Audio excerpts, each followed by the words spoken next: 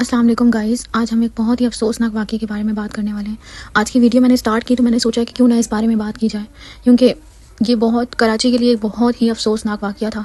कराची की आवाम के लिए बहुत ज़्यादा ये एक बैड न्यूज़ थी, क्योंकि जिस बारे में हम बात करने वाले हैं वो है गुल प्लाज़ा में जो आग लगी थी उसके बारे में। कराची की आवाम बहुत अच्छी तरीके से जानती है कि गुल प्लाज़ा तो मतलब बचपन से हमारा गुल प्लाज़ा में आना जाना लगा रहता था, क्योंकि वहाँ शॉपिंग करना, वहाँ की चीज़ें बहुत ज़्यादा ज़बरदस्त होती थी, वहाँ की वैरायटी बहुत ज़्यादा अच्छी होती थी और वो अमीरों की मार्केट भी थी और गरीबों की मार्केट भी थी, क्योंकि वहाँ पे महंगे कपड़े भी हैं और वहाँ पे सस्ते कपड़े भी हैं। रिसेंटली हम 2-3 महीने पहले ही गए थे गुल प्लाज़ा में, अपनी फैमिली के साथ गई थी और वहाँ से हमने काफ़ी शॉपिंग की थी, क्योंकि हमारी फैमिली में शादी थी तो हमने सारी शादी की शॉपिंग बच्चों की वहीं से ही की थी। चलें इस बारे में बात करना हम शुरू करते हैं। उससे पहले welcome to my new vlog, welcome to Jiya का जहान। Please like comment share subscribe करना मत भूलिएगा, अपने दोस्तों में लाजमी शेयर करिएगा। गुल प्लाज़ा में लगभग कहते हैं कि 1200 दुकानें थी और आग लगने का जो टाइम था वो 10 बज के शायद 10 मिनट या 15 मिनट था, क्योंकि हम वहाँ थे नहीं तो हमें पता नहीं है। और बताया ये जा रहा है कि आर्टिफिशियल फ्लावर्स की शॉप थी जो कि ग्राउंड फ्लोर पे थी बेसमेंट में, तो वहाँ पे आग लगी थी। लेकिन ये आग इतनी ज़्यादा कैसे फैल गई, वो भी एक शॉप पे आग लगी थी। तो सिर्फ एक शॉप पे आग लगने की वजह से इतना बड़ा इंसिडेंस हो गया कि पूरा गुल प्लाज़ा कोई छोटा नहीं था। वहाँ 1200 दुकानें थी, वहाँ कहते हैं कि 13 और समथिंग गेट्स थे। हम भी वहाँ गए थे और वो कह लो ना कि वो एक मार्केट ऐसी है कि भूल भुलैया मार्केट है। वो आप कहाँ गए कहाँ से निकले आपको समझ नहीं आता और वहाँ बंदा गुम हो जाता है, रास्ते पता ही नहीं होते। जो पब्लिक है उनको तो बिल्कुल भी नहीं पता होते। हाँ, दुकानदार है उनका तो वहाँ पे है, मतलब काफ़ी टाइम का साथ है उनका उस मार्केट में, तो उनको पता होता है कि कहाँ से एंटर है, कहाँ से जो है ना बाहर निकलना है। तो जब आग लगी तब भी यही हुआ। जो आवाम थी उनको पता ही नहीं था कहाँ से बाहर निकलना है। लोग शोर कर रहे थे बाहर निकलो आग लग गई है, लेकिन ये नहीं बता रहे थे कि किस गेट से बाहर निकलना है। वहाँ बता रहे हैं कि सिर्फ 2 गेट खुले हुए थे, तो आवाम को तो नहीं पता कि वो 2 गेट किस तरफ हैं, कहाँ से बाहर निकलना है। वहाँ के जो इंतज़ामिया हैं उनको चाहिए कि भाई आप लोग कोई फायर का इंतज़ाम करें कि अगर आग लग जाए तो एटलीस्ट अलार्म्स तो बजे ना, कि पता चले कि हाँ यार आग लग गई है, लोगों को बाहर निकलना है। इवन तो वो बाहर ही निकलने का टाइम था, 11 बजे मार्केट्स बंद हो जाती हैं। सैटरडे को मार्केट्स देर तक खुली रहती हैं और सैटरडे को ही आग लगी है। वहाँ अंदर कितनी जानें गई हैं, क्या हुआ है, किसी को नहीं अभी सही तरीके से पता, क्योंकि सही तरीके से बता भी नहीं रहे। वहाँ अंदर बहुत सारे लोग, वहाँ एट अ टाइम वैसे ही नॉर्मल डेज़ में भी इतने सारे लोग होते हैं, तो सैटरडे को तो ऑलमोस्ट बहुत ही सारे लोग थे। लोग बता रहे थे कोई 200-150 बंदे अंदर थे। काफ़ी दुकान वाले भी अपनी जान से गए हैं। लोग बता रहे हैं फायर वालों को भी कॉल करके बुलाया इमरजेंसी में, उनकी सिर्फ और सिर्फ एक गाड़ी आई और उस एक गाड़ी ने भी आके ऐसे पानी मारे जैसे पिचकारियाँ मारते हैं। यार इतनी बड़े प्लाजा में आग लगी है, आप लोग खाली पिचकारियों वाले पानी से आप लोग आग बुझाने की कोशिश कर रहे हैं और रेस्क्यू वाला तो काम किया ही नहीं गया ना। रेस्क्यू ये होता है कि आप एक तरफ से पानी मारे हैं तो दूसरा बंदा अंदर जाए और जाके वो जो पानी मार के जगह साफ की है वहाँ अंदर जाके देखें, बंदों को बचाएं। रेस्क्यू वाला तो काम किया ही नहीं है ना। लोग आवाम इतना रो रहे हैं बाहर गुल प्लाजा के। अभी मेरा रिसेंटली 2-3 दिन पहले जाना हुआ था, मैंने बाहर से गुल प्लाजा को देखा है, बिल्कुल वो पैक कर दी गई है जगह, वहाँ किसी को आने जाने नहीं दे रहे। लेकिन वो जगह देख के ऐसा दिल कि वहाँ हर वक्त रौनक लगी रहती है। वहाँ आपको पार्किंग नहीं मिलती, वहाँ आपको चलने की जगह नहीं मिलती, क्योंकि वहाँ पे इतना रश होता है और वो जगह बिल्कुल सुनसान है।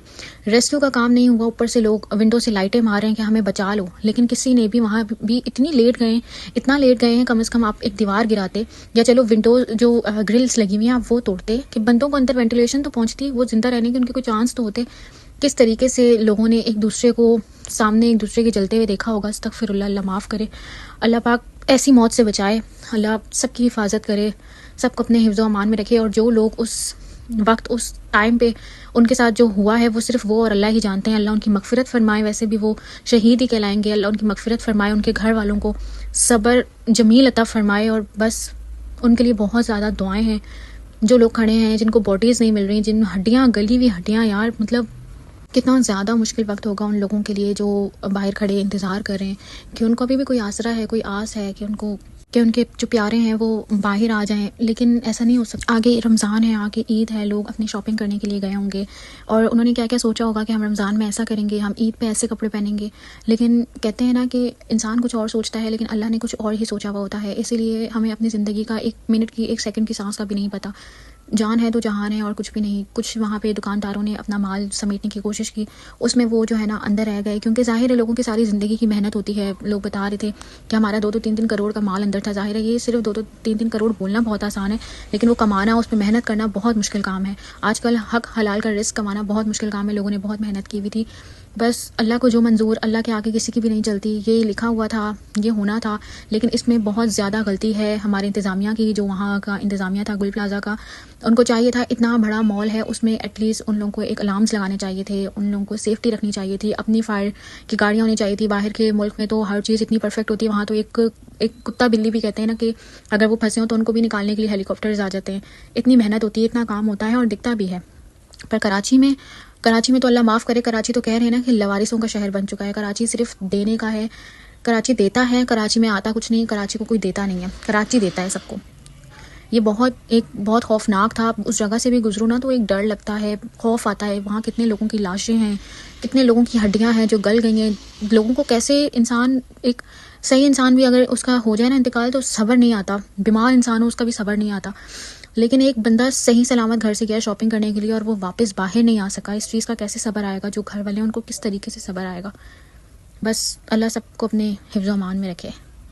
बस अल्लाह हमें भी अपने करीब रखे और हमारी गलतियों को अल्लाह माफ़ फरमाए। और इस हादसे के बाद तो बहुत डर लगने लग गया है, अपनी ज़िंदगी का कुछ पता नहीं होता, इसलिए घर से बाहर निकलो तो दुआ मांग के निकलो, अपनी हिफाजत की दुआ मांग के निकलो। बस अल्लाह सबकी हिफाजत करें। हम दुआ करते हैं कि जो उस आग में कुर्बान हुए हैं, अल्लाह उनको, उनकी भी मग़फ़िरत फरमाए, उनके घर वालों को सब्र जमील अता फरमाए। इस एक वीडियो से हम लोगों के गमों का अंदाज़ा नहीं लगा सकते, लेकिन चलें हमने कोशिश की है। बस इंशाअल्लाह ताला मिलेंगे नेक्स्ट वीडियो में। अपना ख्याल रखिएगा। बाय बाय, अल्लाह हाफ़िज़।